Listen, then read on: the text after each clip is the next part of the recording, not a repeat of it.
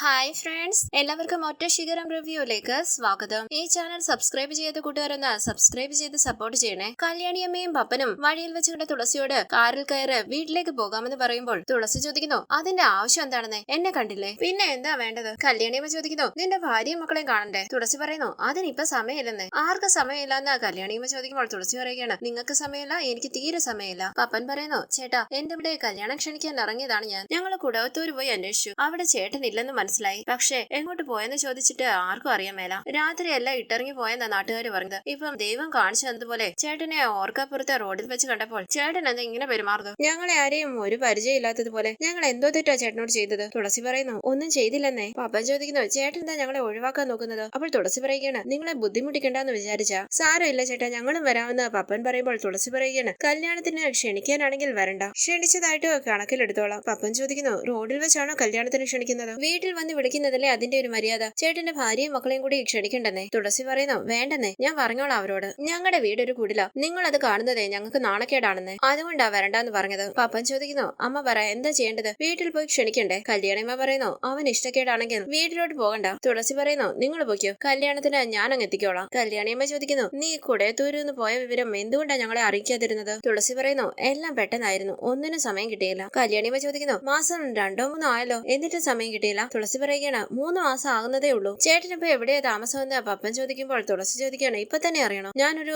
കത്തെഴുതി വിടാം, അതിലെല്ലാ വിവരവും എഴുതിയേക്കാം. അഡ്രസ് അങ്ങോട്ട് ശരിയായില്ല ഇതുവരെ, അതുകൊണ്ടാ. പപ്പൻ പറയുന്നു, അഡ്രസ് വേണ്ട, സ്ഥലപ്പേര് പറഞ്ഞേട്ടാ. അതോ അത് ശരിയായിട്ടില്ലേ? തുളസി പറയുന്നു, താമസിക്കുന്ന സ്ഥലം ഞാൻ പറയാം, അത് പിന്നെ കോതമംഗലം. പപ്പൻ ചോദിക്കുന്നു, കോതമംഗലത്ത് താമസിക്കുന്ന ചേട്ടൻ എന്തിനാ ഈ മൂവാറ്റുപുഴ റോഡിലൂടെ നടക്കുന്നത്? തുളസി ചോദിക്കുന്നു, ഇത് മൂവാറ്റുപുഴയാണോ? ആര് പറഞ്ഞു? ഞാനേ ബസ്സിലിരുന്ന് ഉറങ്ങിപ്പോയി, കോതമംഗലം ആണെന്ന് കരുതി മൂവാറ്റുപുഴ ഇറങ്ങിപ്പോയി. ഇനിയും കോതമംഗലത്തിന് ഞാൻ ബസ് പിടിക്കണം, എന്തൊരു കഷ്ടപ്പാടാ. ഞാൻ പോട്ടെ. പാപ്പൻ പറയുന്നു, ചേട്ടൻ നിക്ക്, ഞാൻ കൊണ്ടുവിടാം കോതമംഗലത്ത്. തുളസി പറയുന്നു, അതിന്റെ ആവശ്യമില്ലല്ലോ, ഇഷ്ടംപോലെ ബസ് ഉണ്ടല്ലോ, ഞാൻ പൊയ്ക്കോളാം. ചേട്ടൻ അവിടെ നിന്നെന്ന് പറഞ്ഞ കാറിൽ നിന്നും വെഡിങ് കാർഡ് എടുത്ത് കൊടുക്കുകയാണ് പപ്പൻ. പോസ്റ്റിൽ അയച്ചാൽ മതിയെന്ന് തുളസി പറയുമ്പോൾ പപ്പൻ ചോദിക്കുന്നു, അഡ്രസ് ഇല്ലാതെ ഞങ്ങൾ എങ്ങനെ അയക്കുന്നത്? തുളസി പറയുന്നു, അഡ്രസ് ഞാൻ അങ്ങോട്ട് അയച്ചോളാം, എന്നിട്ട് ഇങ്ങോട്ട് അയച്ചാൽ മതി, അല്ലെങ്കിൽ അതും വേണ്ട, ഞാൻ അങ്ങ് വന്നോളാം, പോട്ടെ. അങ്ങനെ തുളസി എവിടെ നിന്ന് പോകുമ്പോൾ കല്യാണിയമ്മ പറയുകയാണ്, അവൻ എന്തോ കുഴപ്പം പറ്റിയിട്ടുണ്ടല്ലോ, ഒരുമാതിരി അന്തവും കുന്തവും ഇല്ലാത്ത വർത്താനം. പപ്പൻ പറയുന്നു, നമ്മളെ ഒഴിവാക്കിയത് കോതമംഗലത്തൊന്നുമല്ല, ഇവിടെ എവിടെയോ ആണ് പുള്ളിക്കാരന്റെ വീട്. തിരിഞ്ഞു നോക്കി നടക്കുന്ന തുളസി പറയുന്നു, പൊയ്ക്കോ പൊയ്ക്കോ. കല്യാണിയമ്മയും പപ്പനും സംശയത്തോടു കൂടി നിൽക്കുന്നു. പിന്നീട് കാണിക്കുന്നത് വീട്ടിലേക്ക് വന്ന തുളസി പറയുന്നു, കുടുങ്ങി പോകേണ്ടതായിരുന്നു, കഷ്ടിച്ച രക്ഷപ്പെട്ടത്. എന്ത് കാര്യം അച്ഛൻ പറയുന്നതെന്ന് മഞ്ജു ചോദിക്കുമ്പോൾ തുളസി പറയുകയാണ്, ഞാൻ ഇന്ന് ടൗണിൽ വെച്ച് കുഞ്ഞമ്മയെ കണ്ടെന്നേ. ഓർക്കാപ്പുറത്ത് എന്റെ മുന്നിൽ വന്നു, ഒഴിഞ്ഞു മാറാൻ പറ്റുമോ? ഓടി രക്ഷപ്പെടാൻ പറ്റുമോ? അവിടേക്ക് വരികയാണ് പ്രസന്നയും മീനാക്ഷിയും. തുളസി പറയുന്നു, എടി പത്മരാജൻ, പ്രതാപന്റെ ചേട്ടൻ പെട്ടുപോയെന്ന് പറഞ്ഞാൽ മതിയല്ലോ, അവര് കുടയത്തൂര് പോയി അന്വേഷിച്ചെന്ന്. ഞാൻ രായ്ക്ക് രാമാനം നാട് വിട്ടുവെന്ന് അവിടുത്തെ നാട്ടുകാർ പറഞ്ഞു കൊടുത്തു. മീനാക്ഷി ചോദിക്കുന്നു, ഇപ്പൊ എവിടെയാ താമസമെന്ന് ചോദിച്ചില്ലേ അച്ഛാ? തുളസി പറയുന്നു, ചോദിച്ചു, ഞാൻ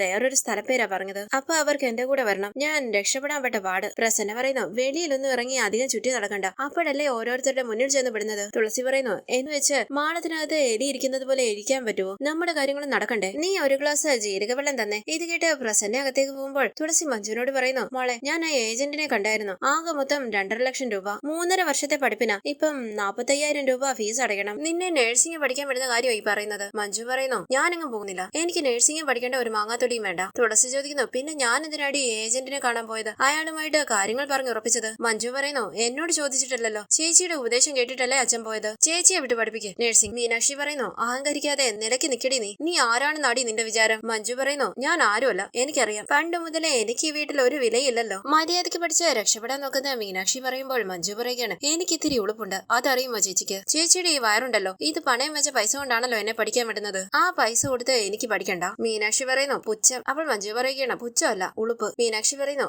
ഇവള് പറയുന്നതൊന്നും മച്ചം കണക്കാക്കണ്ട, അഡ്മിഷനുള്ള ഏർപ്പാട് ചെയ്തോ. മഞ്ജു പറയുന്നു, ചേച്ചി പോയി പഠിച്ചോളണം ബാംഗ്ലൂര്. മീനാക്ഷി പറയുന്നു, നീ ഉണ്ണെന്ന് ചോറിന് ഒരു ഉളുപ്പില്ലേടി, വെറുതെ ഓരോ മുടന്തൻ ന്യായങ്ങളും പറഞ്ഞുകൊണ്ടിരിക്കാതെ അവനവന്റെ കാര്യം നോക്ക്. മഞ്ജു പറയുന്നു, എന്നിട്ട് വേണം ചേച്ചിക്ക് പിന്നീട് പറയാൻ ഞാൻ എന്റെ ജീവിതം പണയപ്പെടുത്തിയ എന്നെ പഠിപ്പിച്ചതെന്ന്. മീനാക്ഷി ചോദിക്കുന്നു, പറഞ്ഞാൽ എന്താടി കുഴപ്പം? അങ്ങനെ എനിക്ക് നിന്നെ പഠിപ്പിക്കാമെങ്കിൽ പറയാൻ അവകാശമുണ്ട്. മഞ്ജു പറയുന്നു, എനിക്ക് വേണ്ടെന്നേ, ഞാൻ വല്ല കൂലിപ്പണിക്കും പൊയ്ക്കോളാം. മീനാക്ഷി പറയുന്നു, എന്നാ നീ അതിന് പോ, വെറുതെ പറഞ്ഞോണ്ടിരുന്നാ മതിയോ? ഇപ്പൊ മാസം എത്രയായി? പണിയെടുത്ത് പൈസയും കൊണ്ടുവാ, അച്ഛനും അമ്മയ്ക്കും ഒരു നേരത്തെ ആഹാരം കൊടുക്ക്, എനിക്ക് വേണ്ട. തുളസി പറയുന്നു, അവൾ അങ്ങനെ കൂലിപ്പണിക്ക് പോകേണ്ട ആവശ്യമൊന്നുമില്ല, അതിനവളെ നിർബന്ധിക്കുകയും വേണ്ട. മീനാക്ഷി ചോദിക്കുന്നു, എന്തുകൊണ്ടില്ല ച? ഞാൻ ഉള്ളതുകൊണ്ട് അല്ലേ? എനിക്ക് നല്ല തന്റെ ഇടമായിട്ട് പറയാൻ പറ്റും, ഞാൻ ഉള്ളത് കൊണ്ടാ നിങ്ങൾ അച്ഛനും അമ്മയും ഇളയും മോളും മാനമായിട്ട് ജീവിച്ചു പോകുന്നെന്ന്. പഠിക്കാൻ പൊക്കോന്ന് പറയുമ്പോൾ മാത്രം ദുരഭിമാനം, വാശി, വേറൊന്നിനുമില്ല, നിങ്ങളുടെ ഇഷ്ടം പോലെ ചെയ്യും, ഞാൻ ഇനി ഒന്നിനും നിർബന്ധിക്കുന്നില്ല. അങ്ങനെ മീനാക്ഷി എവിടെ നിന്ന് പോകുമ്പോൾ പ്രസന്ന പറയുകയാണ്, എന്റെ മോളെ, അവള് പറയുന്നത് പോലെ ചെയ്യും, ചെയ്യ്. നീ നശിക്കാൻ വേണ്ടിട്ടല്ലോ പറയുന്നത്, നന്നാകാൻ വേണ്ടിട്ടല്ലേ. മഞ്ജു പറയുന്നു അവളുടെ പൈസ കൊണ്ട് വേണേ പഠിക്കാൻ. പ്രസന്ന പറയുകയാണ് അല്ല, ആകാശത്തുനിന്ന് നിനക്ക് കുടം കിട്ടു തരും, ലക്ഷക്കണക്കിന് രൂപ, മോള് പോയി പഠിച്ചു എന്ന് പറഞ്ഞു. മഞ്ജു ചോദിക്കുന്നു അച്ഛനെന്താ ഒന്നും പറയാത്തത്. തുളസി പറയുന്നു ഞാൻ പറഞ്ഞതല്ലേ നഴ്സിംഗിന് പോകാൻ, അതിനുള്ള ആപ്ലിക്കേഷനല്ലേ ഞാൻ വാങ്ങിച്ചുകൊണ്ട് വെച്ചിരിക്കുന്നത്. 3-4 നഴ്സിംഗ് കോളേജിന്റെ കാര്യം ഏജന്റ് പറഞ്ഞു. ഫീസ് കുറവുള്ളത്, കൂടുതലുള്ളത്, അങ്ങനെ പലതരത്തിൽ. അതിൽ നിന്നാണ് ഞാൻ 2.5 ലക്ഷത്തിന്റെ ഫീസുള്ള ഒരെണ്ണം എടുത്തത്. 1.5 ലക്ഷത്തിന്റെ ഉണ്ട്. അപ്പം സൗകര്യങ്ങൾ കുറവായിരിക്കും, നല്ല ഭക്ഷണം കിട്ടിയെന്ന് വരില്ല. ബാംഗ്ലൂരിൽ ഇഷ്ടം പോലെ നഴ്സിംഗ് കോളേജുകൾ. നമുക്ക് വേണ്ടത് ഏതാണെന്ന് വെച്ചാൽ അതിന്റെ ആപ്ലിക്കേഷനും ഫീസും കൊടുത്താൽ മതി. പ്രസന്ന പറയുന്നു അത് കൊടുക്കും മോളെ. എന്തായാലും നാണക്കെട്ട് കുറച്ച് പൈസ ഉണ്ടാക്കി. ഇനി ആ നാണക്കേട് മാറ്റണമെങ്കിൽ നിങ്ങൾ രണ്ടുപേരും നല്ല നിലയിലെത്തണം. ആപ്ലിക്കേഷൻ ഫോം മഞ്ജുവിന്റെ കയ്യിലേക്ക് കൊടുത്തുകൊണ്ട് തുളസി പറയുന്നു ഇത് പൂരിപ്പിച്ച് തന്നാ മതി, ബാക്കിയെല്ലാം ഏജന്റിനെ കണ്ട് ഞാൻ ചെയ്തോളാം. ആ ആപ്ലിക്കേഷൻ വാങ്ങി ആലോചിച്ച് നിൽക്കുകയാണ് മഞ്ജു. പിന്നീട് കാണിക്കുന്നത് തുളസിയും മീനാക്ഷിയും ചന്ദ്രമോഹനും ഹോസ്പിറ്റലിലേക്ക് വരികയാണ്. അവിടെയുള്ള ഒരാൾ ചോദിക്കുന്നു അല്ല ഇതാര്? തുളസി ചേട്ടാ എന്താ ഇവിടെ? ഒന്ന് ബദറി തുളസി പറയുന്നു എടാ സുരേഷേ, നിന്നെ കണ്ടിട്ട് ആദ്യം എനിക്ക് മനസ്സിലായില്ല, നിനക്ക് വന്ന മാറ്റവേ? സുരേഷ് ചോദിക്കുന്നു അല്ല ചേട്ടനിപ്പോ എവിടെയാ താമസിക്കുന്നത്? തുളസി പറയുന്നു പോകേണ്ടി വന്നു, അതിന്റെ സാഹചര്യം അറിയാലോ സുരേഷിന്. സുരേഷ് പറയുന്നു പിന്നെ എനിക്കറിയാലോ. അങ്ങനെ മീനാക്ഷിയും ചന്ദ്രമോഹനെ ഒന്ന് നോക്കിയിട്ട് സുരേഷ് ചോദിക്കുന്നു കൂടെ ആരാ? എന്റെ ഒരു പരിചയക്കാരനാണെന്ന് തുളസി പറയുമ്പോൾ സുരേഷ് പറയുകയാണ് മോളും വന്നിട്ടുണ്ടല്ലോ. തുളസി പറയുന്നു ഇവളുടെ ഒരു കൂട്ടുകാരി ഇവിടെ സുഖമില്ലാതെ കിടപ്പുണ്ട്, കാണാനായിട്ട് വന്നതാ. സുരേഷ് പറയുന്നു ഇത്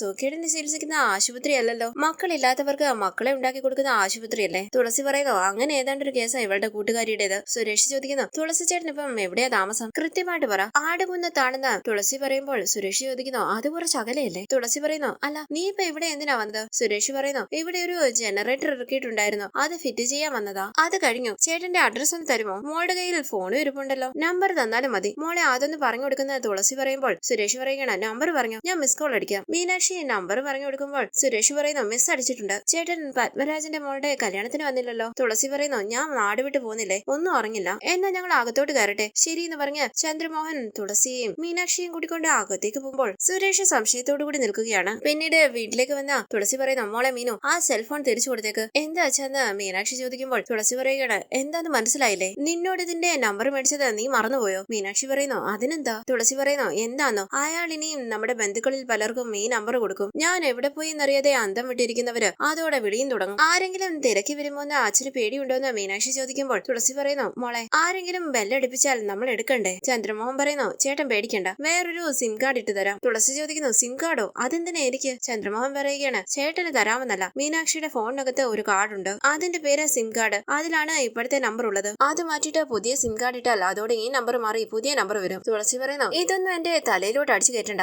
എനിക്ക് മനസ്സിലാകത്തില്ല സിം കാർഡ്. അങ്ങനെ തുളസി അകത്തേക്ക് പോകുകയാണ്. തിരിഞ്ഞെന്ന് തുളസി പറയുന്നു പിന്നെ സാറേ മാസാമാസം ആശുപത്രിയിൽ പോകുന്ന ഇടപാടൊന്നും ഇവിടെ നടക്കത്തില്ല കേട്ടോ. ചന്ദ്രമോഹൻ ചോദിക്കുന്നു അതെന്താ ചേട്ടാ, ഇടയ്ക്കിടയ്ക്ക് ചെക്കപ്പ് നടത്തുന്നത് നല്ലതല്ലേ? തുളസി പറയുന്നു എപ്പോഴാ ആരാ ഓർക്കാപ്പുറത്ത് മുമ്പിലോട്ട് ചാടി വരുന്നതെന്ന് ആർക്കറിയാം, ഇന്ന് തന്നെ കണ്ടില്ലേ കളരിക്കിലെ സുരേഷ് നമ്മൾ എന്തൊക്കെ പറഞ്ഞാ തടി തപ്പിയത്. ചന്ദ്രമോഹൻ പറയുന്നു അത് ഒറ്റപ്പെട്ട സംഭവം അല്ലേ ചേട്ടാ, ചേട്ടന് മൂവാറ്റുപുഴയിൽ ബന്ധുക്കളാരും ഇല്ലല്ലോ, പുറത്തോട്ട് ഇറങ്ങിയാൽ ഉടനെ ഓടി വന്ന് കുശലം പറയാൻ. തുളസി പറയുന്നു നിങ്ങൾക്കെല്ലാം നിസ്സാരമാ, നിങ്ങൾക്കൊന്നും നഷ്ടപ്പെടാനില്ല, എന്റെ മക്കളുടെ ഭാവിയാ തുടങ്ങി പോകുന്നത്, പിന്നെ ഈ കുടുംബത്തിന്റെ അന്തസ്സും. ചന്ദ്രമോഹൻ ചോദിക്കുന്നു കാറിലല്ലേ ചേട്ടാ മീനാക്ഷിയെ കൊണ്ടുപോകുന്നതും തിരിച്ചു കൊണ്ടുവന്ന് വിടുന്നതും? ആ ഹോസ്പിറ്റൽ ആണെങ്കിൽ സാധാരണക്കാർ വരുന്ന ഹോസ്പിറ്റൽ അല്ലതാനും, പിന്നെ എന്ത് പേടിക്കാനാ? തുളസി പറയുന്നു നിങ്ങൾക്കൊന്നും പറഞ്ഞാൽ മനസ്സിലാകത്തില്ല സാറേ, നിങ്ങൾക്ക് നിങ്ങളുടെ കാര്യം മാത്രം നടക്കണം, അത്രേ ഉള്ളൂ. ഞാൻ ഇതിനകത്ത് കൊണ്ടുവന്ന് തല വെച്ച് പോയി, കഷ്ടകാലം, അല്ലാതെന്ത് പറയാനാ? ചന്ദ്രമോഹൻ പറയുന്നു തല വെച്ചല്ലോ, ഇനി ഒരു 10 മാസം അത് അവിടെ തന്നെ ഇരിക്കട്ടെ, ചേട്ടന്റെ തലയ്ക്ക് കേടുവരാതെ ഞാൻ നോക്കിക്കോളാം. മീനാക്ഷി സിം കാർഡ് മാറ്റി തന്നേക്കാം, പിന്നെ ഞാനല്ലാതെ വേറെ ആരും വിളിക്കത്തില്ല, പോയി സമാധാനമായിട്ടിരിക്കും, ഞാൻ പോവാ. മീനാക്ഷി പറയുന്നു ഒരു ചായ കുടിച്ചിട്ട്. ചന്ദ്രമോഹൻ ചോദിക്കുന്നു ഇങ്ങനെ മുഖത്ത് നോക്കിയിട്ട് നമുക്ക് ഈ വീട്ടിൽ കയറി ചായ കുടിക്കാൻ തോന്നുമോ? ഞാൻ ഏതാണ്ട് പാര വെച്ചതുപോലെ നോട്ട് ഓഫ് ആവും, നല്ലത് ചെയ്താലും ഒരു നല്ല വാക്കില്ല.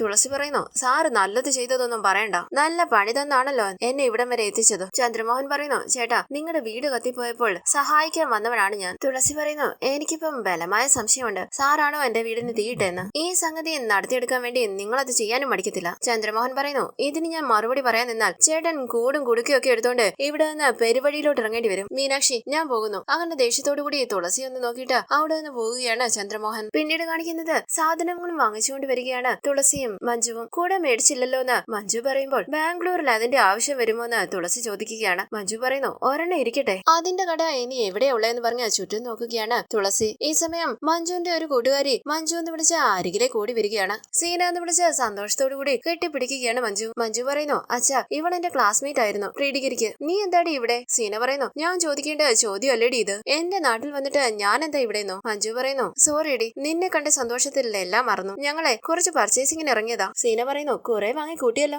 മഞ്ജു പറയുന്നു ഞാനേ ബാംഗ്ലൂർ പോകുക നഴ്സിംഗ് പഠിക്കാൻ. അപ്പൊ കൊണ്ടുപോകാൻ വേണ്ടി കുറച്ച് ഡ്രസ്സൊക്കെ വാങ്ങിയതാ. സീന ചോദിക്കുന്നു നീ എൻട്രൻസ് കോച്ചിങ്ങിന് പോവുകയാണെന്ന് പറഞ്ഞിട്ട് മഞ്ജു പറയുന്നു അതൊക്കെ വെറും സ്വപ്നം. ഞങ്ങളുടെ വീടും ഷോപ്പും എല്ലാം തീപിടിച്ച് നശിച്ചു പോയത് ഇറങ്ങിയായിരുന്നു. ആ ഒറ്റ രാത്രി കൊണ്ട് എല്ലാം തകർന്നു. ഇനിയിപ്പം പതിയെ പതിയെ പിടിച്ചു കയറണം. സീന പറയുന്നു എന്നാലും നിനക്ക് അത്രയും മാർക്ക് ഉണ്ടായിരുന്നിട്ട് നഴ്സിംഗിന് പോകുക എന്ന് വെച്ചാൽ അതിന് ജസ്റ്റ് പാസ് മാർക്ക് മാത്രം പോരെ. മഞ്ജു പറയുന്നു തലയിലെഴുത്തും കൂടി നന്നാകണ്ടേ. സീന ചോദിക്കണ BSc നഴ്സിംഗ് ആണോ അതോ GNM ആണോ? GNM ആണെന്ന് മഞ്ജു പറയുമ്പോൾ തുളസി ചോദിക്കുന്നു പോകണ്ടേടി. മഞ്ജു പറയുന്നു എന്നാ ഞാൻ പോട്ടേടി, പിന്നെ എപ്പോഴെങ്കിലും കാണാം. ശരിയടി എന്ന് പറഞ്ഞ സീന അവിടെ നിന്ന് പോകുകയാണ്. പിന്നീട് കാണിക്കുന്നത് വീട്ടിലേക്ക് വന്ന ചന്ദ്രമോഹൻ ചോദിക്കുന്നു ചേട്ടനെ കുറിച്ച് രൂപ തരാൻ വേണ്ടി വന്നതാ, എന്തെങ്കിലും കുഴപ്പമുണ്ടോ? എന്ത് കുഴപ്പമെന്ന് തുളസി ചോദിക്കുമ്പോൾ ചന്ദ്രമോഹൻ പറയുകയാണ് അല്ല ചേട്ടന്റെ നോട്ടവും നിൽപ്പും ഒക്കെ കണ്ടിട്ട് തീരെ അങ്ങോട്ട് രസിക്കാത്തതുപോലെ. തുളസി പറയുന്നു സാർ ഇങ്ങോട്ട് വന്നതാണെങ്കിൽ കേറി വാ ഇരിക്ക്. അവിടേക്ക് ഇരുന്ന ചന്ദ്രമോഹൻ പറയുന്നു മീനാക്ഷിയെ വിളിക്ക്. തുളസി ഉറക്കെ മീനു ഇങ്ങോട്ട് വന്നേന്ന് പറയുമ്പോൾ അവിടേക്ക് വന്ന പ്രസന്ന ചോദിക്കുന്നു ചായ എടുക്കണോ? തുളസി പറയുകയാണ് എടുത്തോ. അവിടേക്ക് വന്ന മീനാക്ഷിയോട് ചന്ദ്രമോഹൻ പറയുന്നു മേനോൻ സാറ് കുറച്ച് രൂപ തന്നയച്ചിട്ടുണ്ട്, ഇപ്പൊ തരേണ്ട പൈസയല്ല, പക്ഷെ നിങ്ങൾക്ക് ഉപകാരപ്പെട്ടോട്ടെ എന്ന് കരുതിയിട്ട് കുറച്ച് നേരത്തെ തരികയാ,